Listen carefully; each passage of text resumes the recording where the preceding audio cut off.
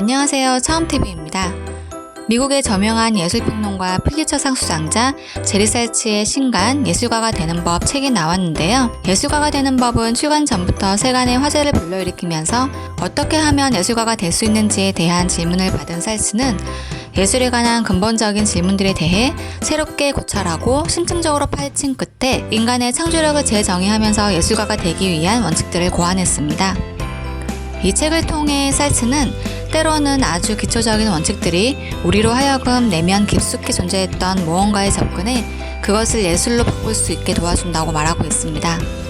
그러면 6가지 스텝을 밟으며 한번 예술가의 세계에 진입해 보겠습니다. 모든 예술작품은 당신의 기억과 당신이 쏟은 시간, 희망, 에너지, 당신이 사는 시간, 포부 등과 같은 당신의 문화 지형입니다. 그래서 시간이 지나도 아름답고 매력적이며 신비롭고 의미 있는 것들이죠. 작품은 더 빨리 이해될수록 사람들은 더 빨리 흥미를 잃게 됩니다. 즉, 창조한다는 생각에서 시작되어야 합니다. 창조는 상상력으로 하는 것입니다. 상상의 나래를 펼쳐 놀라움과 두려움의 순간, 꿈과 환상에 대한 글을 써보세요. 항상 주머니에 들어갈 만한 크기의 스케치 패드를 갖고 다니면서 아침에 커피 한잔 하거나 지하철을 타거나 치과의 대기실에 앉아있을 때 자신의 손을 보고 그려보는 연습을 해봅니다. 더 크게 혹은 더 작게, 뒤틀려 있거나 마디져 있게, 섬세하게 그리되어 있어 지워내지는 않습니다. 이는 당신의 상상력과 주변 환경 사이에서 끊임없이 눈금을 재조정하는 연습을 하기 위함입니다. 일어나자마자 작업을 시작합니다. 단순하게 당신이 좋아하는 무언가를 그려봅니다. 각각의 스타일은 보는 이가 공간감을 느낄 수 있도록 모양과 색, 형태, 윤곽, 표면과 같은 요소를 어떻게 사용할 것인가 찾아봅니다. 이제 당신은 성과 명과 공간 영역을 감지하고 스타일이 원근법과 지각에 어떻게 영향을 미치는지 이해하기 위해 눈과 손의 훈련을 시작한 것입니다. 파블로 피카소의 오랜 커리어를 자세히 들여다보면 그림의 대상이 캔버스를 벗어나지 않습니다. 그의 친구이자 라이벌이었던 앙리 마티스는 그런 고전주의를 따르지 않습니다. 마티스가 생각했던 구성과 공간에 대한 생각은 마치 야생화 정원이나 밤하늘을 바라보는 긴 시선, 변화하는 구름과 같습니다. 모든 예술가는 이런 경계와 자신만이 관계를 맺습니다.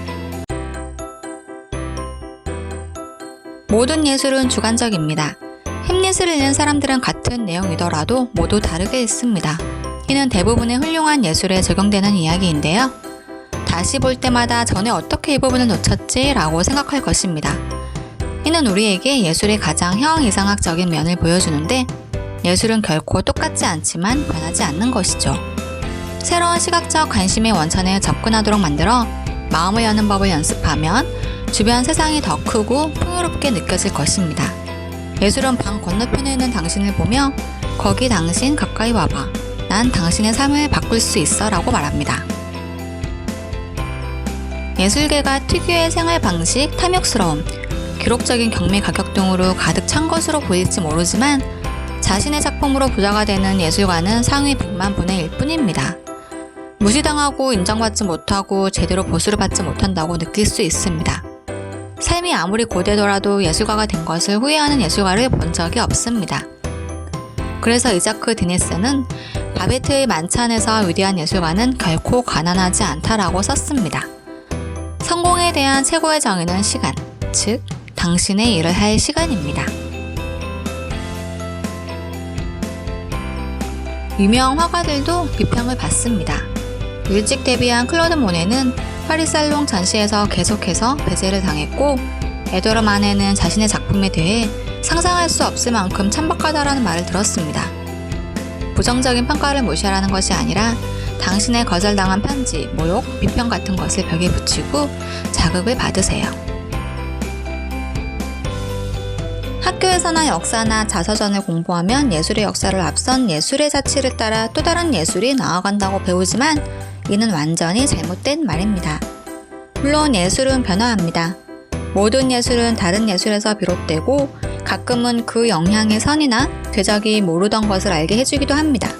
하루를 마감할 즈음이 되면 당신은 하루를 시작할 때는 알지 못했던 무언가를 알게 됩니다.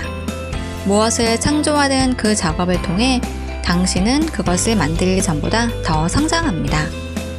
예술가가 되기 위한 법칙과 실용적인 팁이 가득한 이 책은 예술가들이 창조성의 벽을 뚫고 나갈 수 있도록 경력을 쌓아가다 마주치는 난관을 돌파할 수 있도록 새로운 방법을 알려줄 것입니다. 무엇보다도 작업에서 즐거움을 찾을 수 있도록 도와줄 것입니다. 시청해주셔서 감사합니다.